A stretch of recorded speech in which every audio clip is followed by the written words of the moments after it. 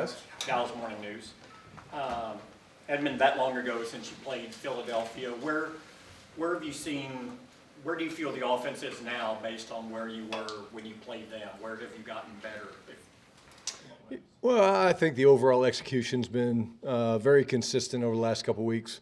They bring up some other challenges that not every team has, but our guys are playing with a ton of confidence right now. And I think you look at last game against Seattle, the way we were able to move the ball, the way we were able to respond. Coming out of halftime was really good, and it's going to be a fun matchup. We're playing well with a lot of confidence. How do you offensively? How do you always balance? I mean, you want to ride momentum, but you don't want to just depend on it, because you have to execute when you don't have momentum. So how do you play that when a team is hot and rolling? Do you feed into that? Do you? No, I mean, at halftime last game, we literally talked about, it takes games like that where you're up, you're down, where you have to find ways to win. And talked a lot at halftime with the guys about, hey, expect to find a way to win. We're going to find a way to win. We never doubted that. If you talk to our guys, they just believed we were going to find a way to win, and we didn't know if it'd be in the third quarter we'd have an explosion. We didn't know if it'd be last drive of the game. We didn't know, but when you become a really good football team that has a lot of confidence, no matter what the situation is, you have to believe that you're going to find a way. And the way we talk about it is you got to expect to win. And a lot of that goes with preparation. If you prepare well and you practice hard and you do the things during the week and you make the sacrifice during the week, it usually pays off. And our guys were very steely-eyed at halftime in the last game. And like I said, that will benefit us moving forward for the rest of the season, just knowing that we're not going to beat everybody by scoring 40 points and winning 40 to whatever. It's going to be some knockdown, drag-out games, and that's what you love about this league. Clarence Hill, four-star Telegram. It's been a couple weeks since we talked to you, and obviously Dak was hot then, and he's still seemingly hot now. You talk about momentum. Is it momentum? Is he in a zone, or is this just who he is at this point? I just think he's so comfortable. He's comfortable with where he's at as a player. He's comfortable with the system. He's comfortable with the guys playing around him. I know he'll be the first to say one of the huge things for us has been the play of our offensive line. The thing about them is they don't get the gaudy stats like some of the receivers or skill guys can get, but those guys are playing so well right now for us up front that's helping him feel very comfortable, very confident. But it speaks to him as a worker, the way he works, the way he prepares. I've never been around another guy that works as hard as he does. He's just constantly asking questions and constantly having reminders and tips for the group, and the dialogue's just been awesome. It's really fun to be around him during the week and talk about the flexibility of the scheme and how we want to move and adjust. And then, like we've talked about before on game day, just the same guy, man. Doesn't matter. Doesn't matter score, doesn't matter time of the game. He's just the same guy every day. And you appreciate that for a guy that has to play the position at a high level in this business. When you were putting together an offense in the offseason and putting these changes, did you envision him grasping it all so quickly? I think so. I think anytime you spend time with him, you realize how intelligent he is. And, I think, we were able to do a nice job of trying to keep a lot of the bones of what was here and protecting his language. There's certain things that we tried to protect, and we were able to do that. But he loves the challenge of, hey, what have I not done before? Hey, what's different? Hey, challenge me to try something different. Hey, give me a new footwork to try. He loves that, and that's the competitor in him, which is cool.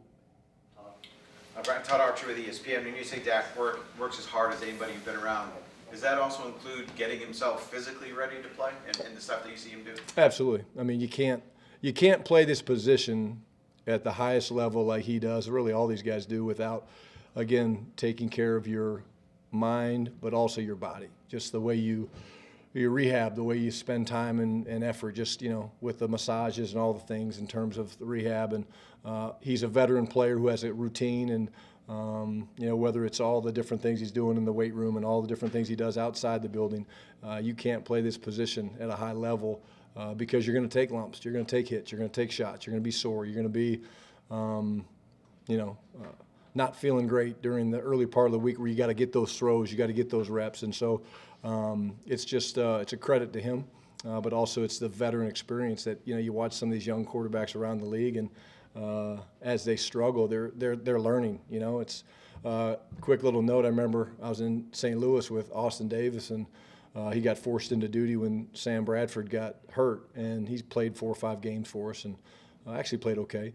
I think we split the games, but I remember going down after we made the decision to move back to Shawn Hill, and it was a Tuesday night around 9 o'clock, and I knew where he'd be. He was down there watching the game film and prepping.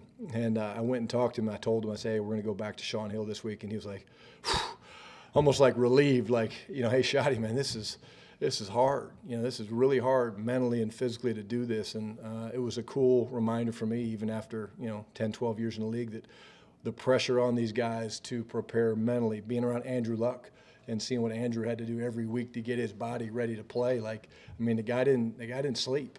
Just because he had to do so much to get his body ready to go. And that's why these guys are warriors.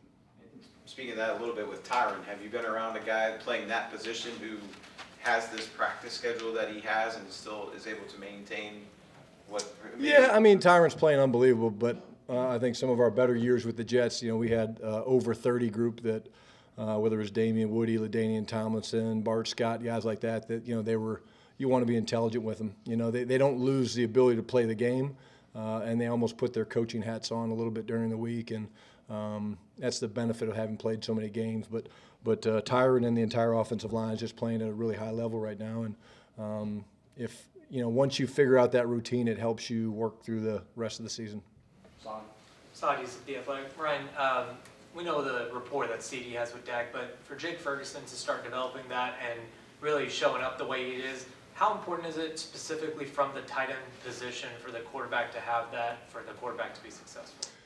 Well, in this day and era where you're getting so much what we call shell coverage or quarters, umbrella, stuff like that, they do have the ability to double receivers and take guys away. And usually most tight ends work in those intermediate areas, right? They work in between the hashes, they work in between the numbers, usually somewhere from that 5 to 15-yard range. And the thing about Fergie is he has the ability to do that, but he's also a vertical threat that people don't give him credit for. I know we ran like a version of 4 verts a couple weeks ago against, it was before Seattle. The games all run together, but he made a great Washington, made a great play down the middle of the field on that play. And, tight ends are what a lot of people call safety blankets for quarterbacks, just because they're in those voided zones that become available. But there's still a confidence. Like when you throw the ball in those areas, there's almost tighter windows because there's limited space. If you're throwing the ball outside on the Autobahn to a receiver versus a corner, there's more space. You feel a little bit more comfortable turning it loose sometimes, whereas inside, it's truly a trust throw. And, you saw the trust with the throw against Jamal the other day. Just, he had one-on-one, and he wasn't going to pass that opportunity up. Does he also, Dan was just talking about tight ends being challenging to defend because they're often mismatches, linebackers, safeties, you don't know who you can put. Do you see the body type and skill of Ferguson having some of that, where he is a mismatch for linebackers and safeties alike? Yeah, he's got great body control. He's got great size. The catching radius speaks for itself, like I talked about the 4 verts down there. But the other thing about Fergie, man, is just the way he plays the game. He's just he's a freaking warrior, man. He doesn't back down from anybody. You can see we can throw him screens, we can throw him balls vertically down the field. I know he's clamoring for a run, so why don't we talk a lot about that? We'll find a way to get him a run. But the guy's just he's just playing with a ton of confidence, and again, that comes from work. Michael Gelkin, Dallas Morning News. Your passing game the past several weeks has had a lot of success after that 2.3 second threshold you guys emphasized. From a receiver position standpoint, have you seen growth there from that group from the start of the year to now in terms of how they're handling those extended plays? And if so, can you elaborate as to what's been a difference? Yeah, I think great observation, very accurate. I would say the answer is undoubtedly yes. I'll speak to a couple things. Now that we're, whatever it is, 12 games in, there's a lot of concepts that you run during the week, and Dak's throwing them and can throw them in his sleep. So there's reps where he just predetermines I'm going to scramble, because you work it, but you don't build those into practice very often. So he's gotten to the point where he's like, hey, I'm good with that concept, I'm going to scramble. But what speaks to what you're saying is Jalen Tolbert, I think he's probably got 5 or 6 of his catches over the past 5-6 games on scramble reactions. I know certainly against Philadelphia he had a couple big ones. He had one down the left sideline last game. there's a young player that, is understanding when Dak breaks, there's a response that's needed. Same thing would be Brandon Cooks. Now, Brandon's played a ton of football, so he's got a feel for it, but not necessarily with Dak. Like, each quarterback's different in the way you train it and the way you teach it, from whether your eyes work outside, inside, back, outside, whether you're going top, down, whatever it is. But there is a feel that these guys have gained over time, and it's a testament to kind of the way Dak orchestrates it in practice, but also there's a ton of conversation in meetings about when the quarterback breaks, you freeze the film, and you talk about distribution. Like, where do you want players layered? And it's all about spacing. If you think of basketball, right, on a fast break, there's spacing, and you're trying to, put certain guys in different areas of the field. That's really what above the 2.3 becomes, and it's part of this game, and it's a huge part of this game. You watch top offenses, and most of them are very proficient and efficient at the scramble game. And how, during the game, during a play, when Dak breaks, do guys have that feel for layering their separation in different parts of the field? Is that all just from practice and translating to the game, or is there some of it that's improvised in the moment to look around and just make a play based on coverage? Yeah, every team has rules. I mean, every team has a rule based on how the quarterback breaks, where he breaks, all those things. So there are rules. But, again, I'd be lying to you if I said, oh, yeah, they always do the rules right. There's a feel thing, and it's spatial awareness. And the biggest thing would be the first reaction. We feel like if we react before the defender does, like by seeing Dak scrambling, if we can react first, advantage is us. If we're late to respond, or he's not out maybe clean and we're late to respond, then they have the advantage. So there's little things like that you try to emphasize. And again, I think if you would cut up most of our scrambles, you would see that usually the spacing's pretty clear, but also the reaction is usually in our favor because we're moving first, and part of it's because the guys are aware that he's doing that more now and doing it at a high level, and certainly he's got that ability. Calvin Watkins, Dallas Morning News. Earlier in the season, we talked about the red zone struggles, but it seems as if you guys have solved those issues. What do you think? What's working for you guys right now? Like we talked about, there's ebb and flow in everything you do. I remember some of the things of the struggles early. We were shooting ourselves in the foot, self-inflicted wounds, things like that. So it really comes down to execution. We're targeting a lot of different people. Tony's really doing a nice job now down there running the football, finishing runs. The guys covering down's been great. But again, it's just things, they come in bunches. And, the touchdown to Brandon, really unbelievable job. If you watch the clip, right, they fire the backside linebacker, Jordan Brooks, and Tyron's engaged with the defensive end, but the linebacker becomes he's unblocked. And Tyron steps on it and slams it down, which allows Dak to get the ball pushed to Brandon. And, again, that shows you just, if you don't make that block, he's got a free runner, and maybe he's got to change his arm angle, try to throw it around, and the ball gets tipped. But the reaction by Tyron was awesome. And, again, those things don't go unnoticed by us. Like when they come over, you always, talk to the guys that were involved in the scoring, but immediately you go to the guys that truly help make it happen. John Michaud, The Athletic.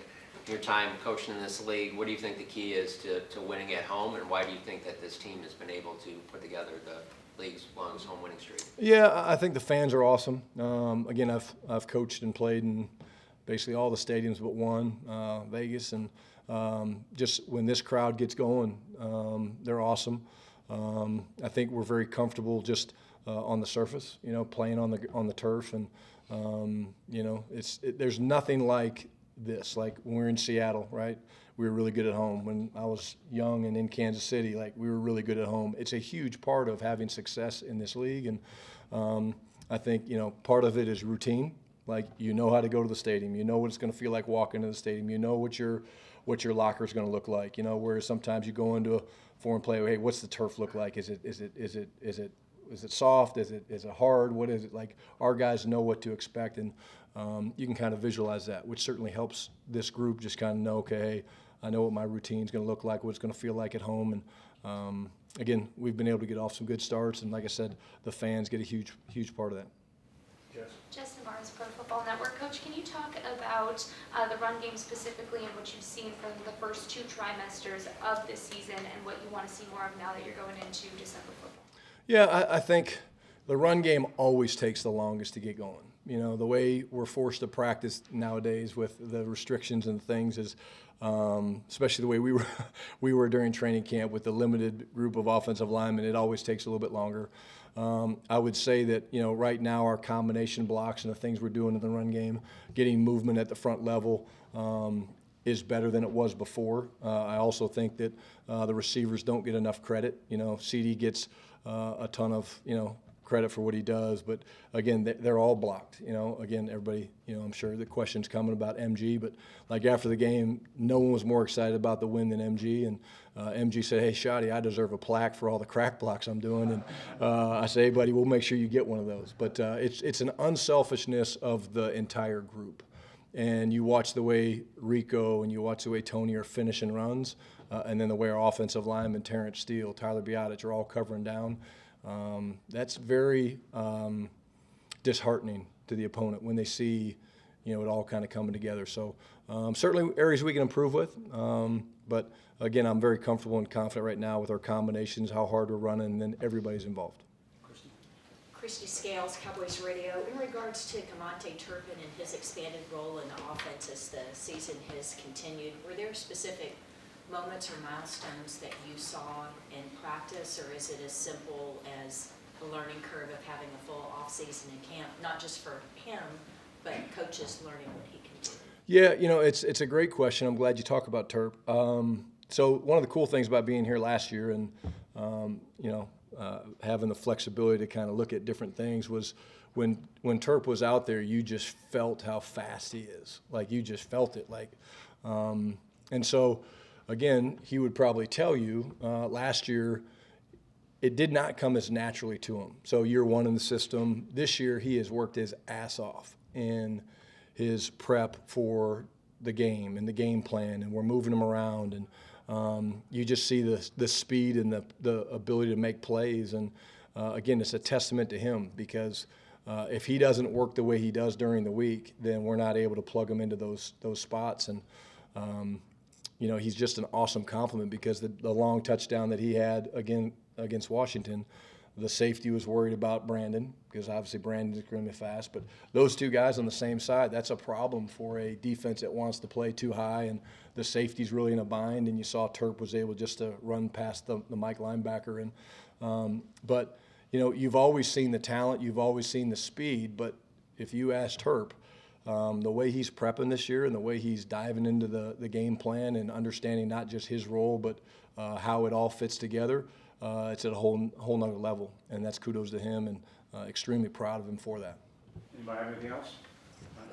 Last week's with the AP. It's a December matchup of two quarterbacks in the MVP conversation. I'm guessing you may have been through that with Russ back in Seattle, but what's it like to just kind of be a part of that and be on the sideline watching when you've got two guys that playing at this kind of level going at each other?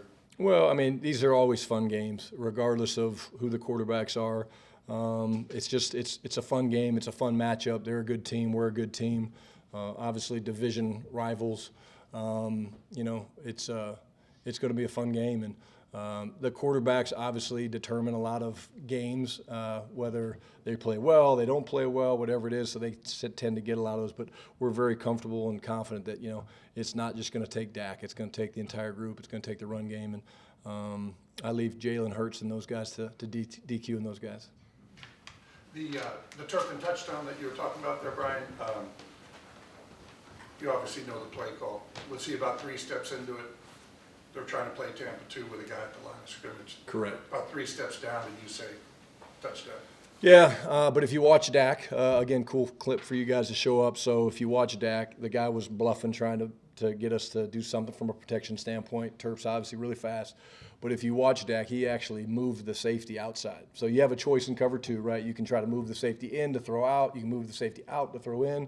And if you watch him, he literally moved the safety with a little pump fake to keep him outside. And that's what made it such a – I mean, those don't happen very often in our league. But it was the speed of Terp, but also Dak was magnificent in moving the safety and getting him to commit to Brandon, which is why it was so wide open. Thank you. Thanks, guys.